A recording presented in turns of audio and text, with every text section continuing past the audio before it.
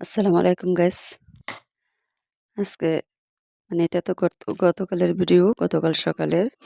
আমার ছেলের খুব ইচ্ছে, সে বাইরে থাকতে বলছে যে মা আমাকে দেশে আসলে শুধু ভর্তা খাওয়াবা, অন্য কিছু না, ভর্তা, শাক সবজি, মাছ এগুলি খাওয়াবা। কারণ তো ওইখানে ভর্তা এবং মাছ তো ভুলেও খায় নাই।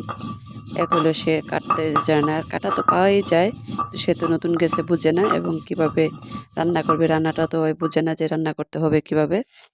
তার জন্য মাছটা সে খায় নাই বিদেশ থেকে, বিদেশে থাকার সময়। এমনি মাংস টাংস এটা সেটা মুরগি টুরগি খাওয়া পড়ছে, কিন্তু মাছটা খায় নাই। তো বলছে যে দেশে আসলে আমাকে বেশি করে মাছ খাওয়াবা আর ভর্তা খাওয়াবা, আর অন্য কিছু না। তো তার জন্য দেশে আসছেই আমার ছেলে অসুস্থ হয়ে পড়লো। গ্যাস, পাতলা পায়খানা, বমি, এগুলি নিয়ে বিভিন্ন রকমের অসুস্থতার কারণে তেমন একটা আর কিছু করে খাওয়াইতে পারি না। ভর্তা সত্তা অন্যান্য এই যা যা রাখছি এভরিথিং খাওয়াইছি। আর এই জন্য ভাবলাম যে আজকে একটু ধন্যপাতা ভর্তা করি, ওরও পছন্দ, তাই একটু ধন্যপাতা ভর্তা করতেছিলাম। আর ওর পছন্দের যা যা সব কিছু আমি রাখার চেষ্টা করছি একটু একটু করে।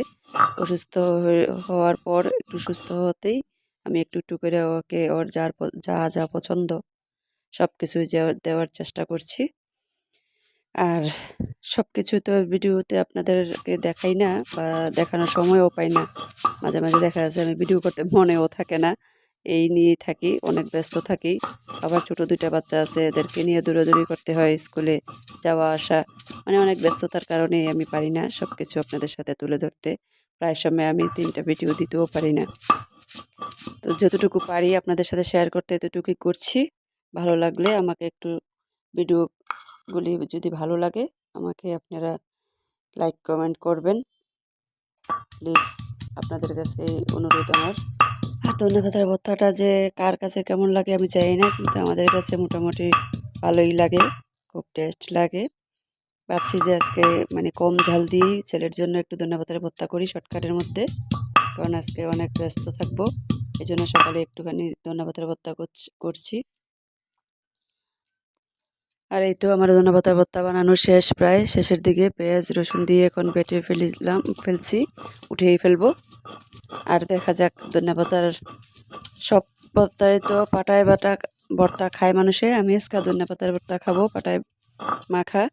তাই কেমন লাগে দেখি। আর আমি সচরাচর খাই না, কারণ অনেক বিরক্ত লাগে, দোয়া মোচা খুব বিরক্তিকর, তাই খাই না, কিন্তু আজকে ইনশাল্লাহ খাবো। আর এই তো ভর্তা বানানো শেষ। আর দেখেন কতটুকু ভর্তা হয়েছে। ধনেপাতা অনেকগুলো নিল, কিন্তু লাভ নেই, অল্প একটু। আর এই তো এই দেখেন আমি ভাত নিয়ে আসছি পাটায় মাখা ভাত খাওয়ার জন্য।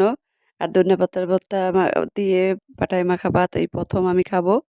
আপনারা কে কে খাইছেন আমাকে জানাবেন, যদি ভালো লাগে বা কেমন টেস্ট, এটাও আমাকে কমেন্ট করে জানাতে পারেন।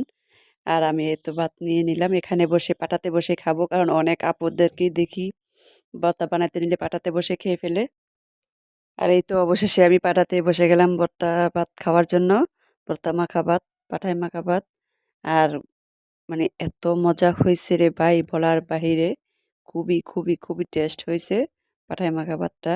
আমি বিরক্ত লাগে বিদায় সবসময় খাই না, নিজে মেখে খাই না, কারণ বিরক্ত লাগে, ভাতটা পড়ে যায়, এটা সেটা অনেক বিরক্তকর। আর ধনেপাতা মাখা পাটায় মাখা ভাত যে এত টেস্ট, এত মজা হবে আমি আসলেও কল্পনাও করিনি। এত ভালো লাগছে, এত টেস্ট হয়েছে, বলার বাইরে, আমি আপনাদেরকে বুঝাতে পারবো না।